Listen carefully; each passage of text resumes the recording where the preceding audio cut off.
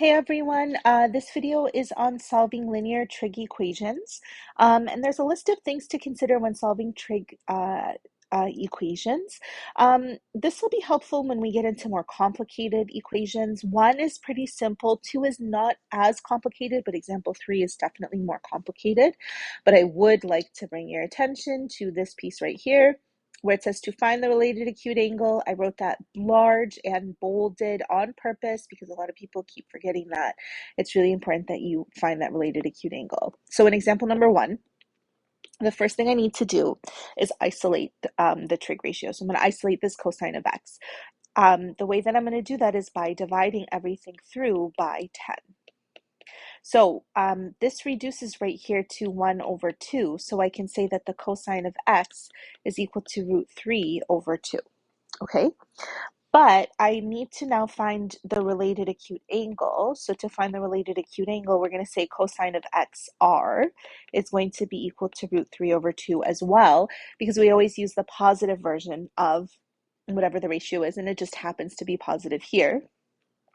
And then I'm going to figure out, this is one of our special values. So that means that we're going to need to use a special triangle for this. So I'm going to figure out what special triangle I need to use. And I'm going to use right here, this triangle right here. We know that this is root 3. We know that this is 2. And we know that this is 1. So this would be a 30-degree angle. So our special angle, or sorry, our related acute angle here is 30 degrees. But our answer has to be between 0 and 360. So we need all of the answers all the way from 0 to 360. And this right here says that the cosine is a positive value. So we need an answer in quadrant 1. And we know that in quadrant 1, this is 30 degrees. So we know that our quadrant 1 answer is just going to be 30 degrees. So x1 is 30 degrees. We also have an answer in quadrant 4 because that's the other place where cosine is positive. And we know that our quadrant 4 answer is going to be 360 minus 30, which is going to be 330 degrees right here. So we know that this is 30 degrees as a related acute angle as well. So that means that our two solutions are going to be 30 degrees and 330 degrees. We'll call this x2. And that's how we do this question right here. All right, so in this next question, this one's a little bit trickier because now we're dealing with cosecant, which is going to change things up a little bit for us, but it's going to be the same general idea. So if you take a look right here, I'm going to isolate cosecant. So I want to get all the cosecants together on one side and then all the constants on the other side. So what I'm going to do is I'm going to add cosecant to both sides. And then I'm going to subtract 6 from both sides. So then right here, I end up getting, this becomes cosecant plus cosecant gives me 2 cosecant. So this will be 2 cosecant of x. And then these 6's are gone. And then 1 minus 6 is going to be negative 5. And then these cosecants right here are gone. Okay, so now I just need to divide everything through by 2. And I get negative 5 over 2. But remember, cosecant of x is equal to the reciprocal of sine. I could write right here that 1 over sine of x is equal to negative 5 over 2. This is true, but it's not easy. So I wouldn't suggest you do this. This makes things harder on ourselves. And instead, what I would suggest that you do is write sine of x is equal to, and then you just do the reciprocal of this right here, and we say negative 2 over 5. Okay, and now we go through the process the exact same way that we normally do.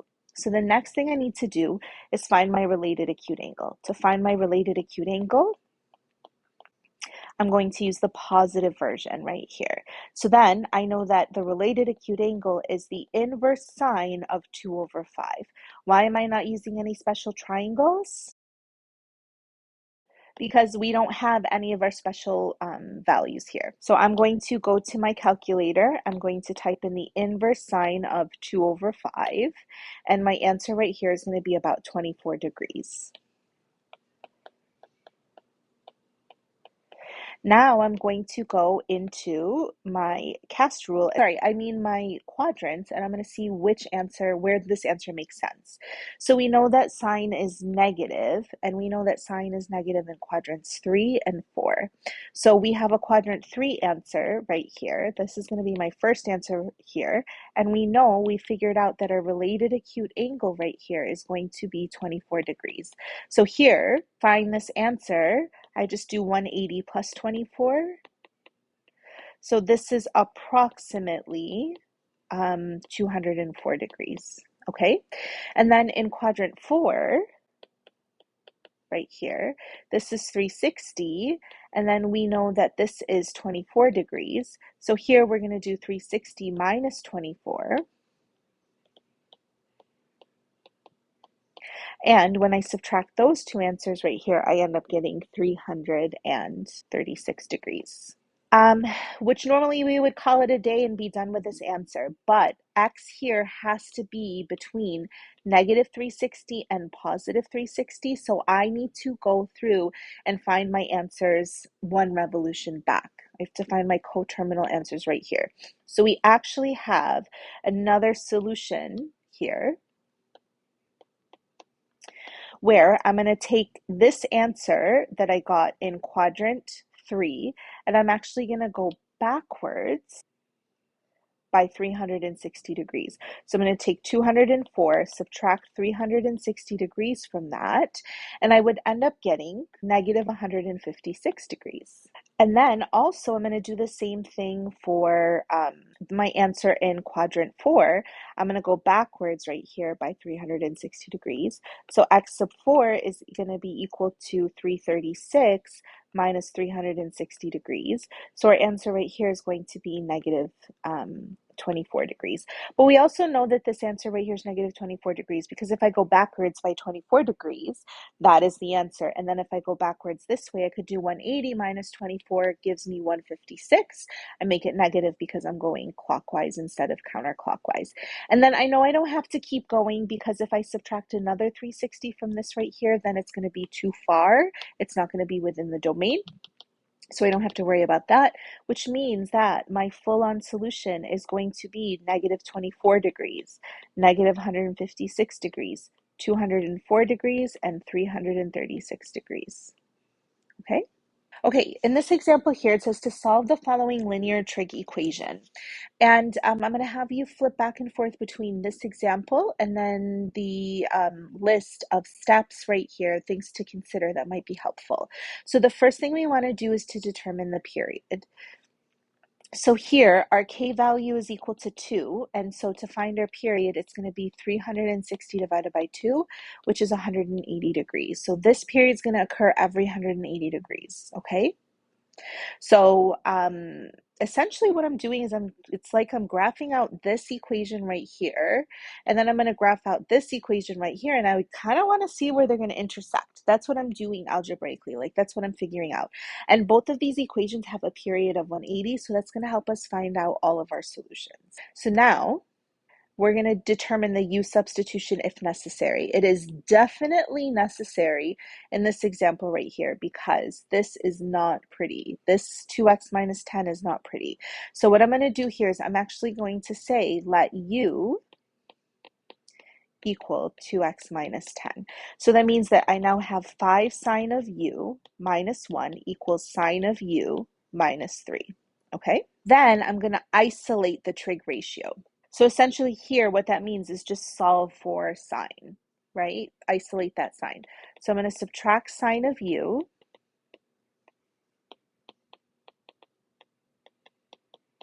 I'm going to add 1. And then I'm going to say 4 sine of u is equal to negative 2. Divide both sides by 4, and I get sine of u is equal to negative 1/2. Okay? Now, the next thing that I need to do, which is so incredibly important, is to find the related acute angle.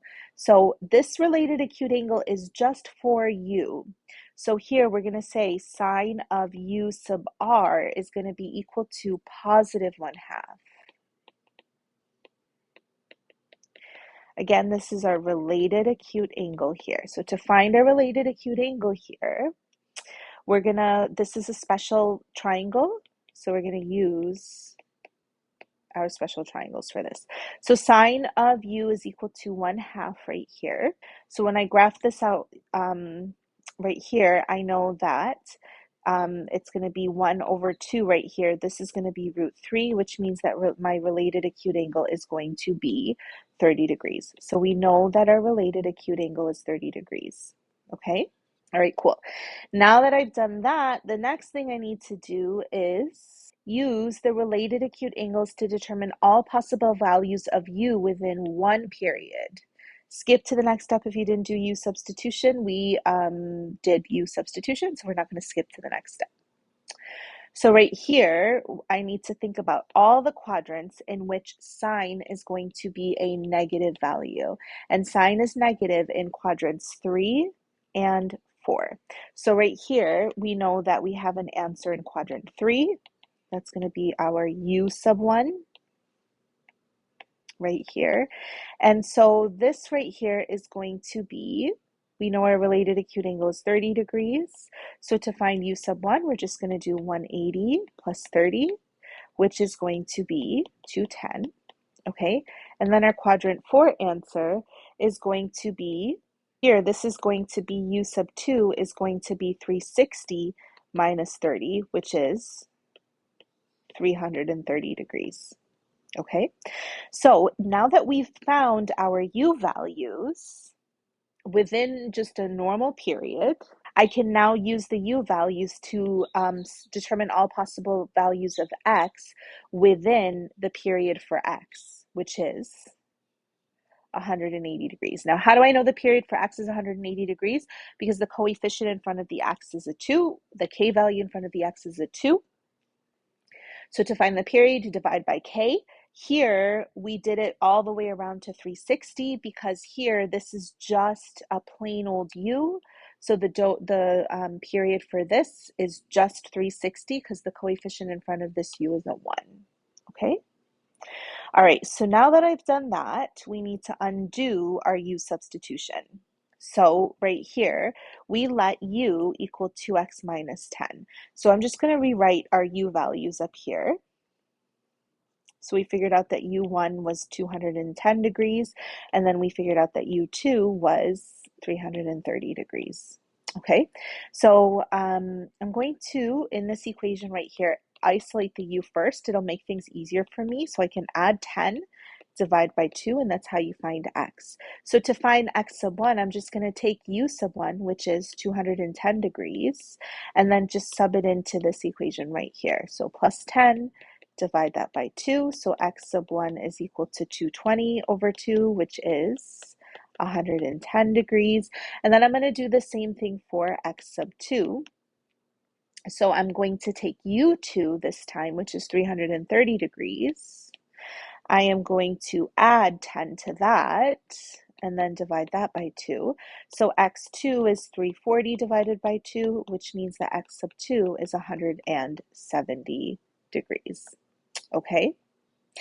We're almost there, you guys. So now it says right here, add or subtract the period of the trig function to the two possible x values to determine all possible x values within the given domain. So right here, it says that our answer has to be between 0 and 360. So now we have to add another period, which is 180 degrees, to get all the possible answers. So I'm going to add 180 degrees right here. So that will give me x3, which would now be 290 degrees. I would add 180 to this. This will give me x4, which is 350 degrees. And so our four solutions are 110, 170, 290, and 350. And that's my answer right here. Let's visualize this graphically so you can see how this is actually the solution. Okay, so if you look and see here on this first equation that I've written here, it's just the left side of the equation. It's just this part of the equation. I said y equals this part. And then in the second equation, I said y equals this sine of 2x minus 10 minus 3. And I wrote in that the domain is only going to be between 0 and 360 because otherwise it's just going to go on forever. And so that's what this piece is right here, where I've written out that x is between 0 and 360 right here. So I will turn on both of these graphs right here, and I want to know where they're equal to each other. So it's just where they intersect with each other. So if you look right here, the first answer is at 110 degrees. That's the first x value. It's just the x value that we need to solve for. The next one is 170, the next one is at 290, and the last one is at 350, which is exactly what we got. So we are good to go for this question right here and this video. Let me know if you have any questions. Otherwise, I will see you in class. Bye.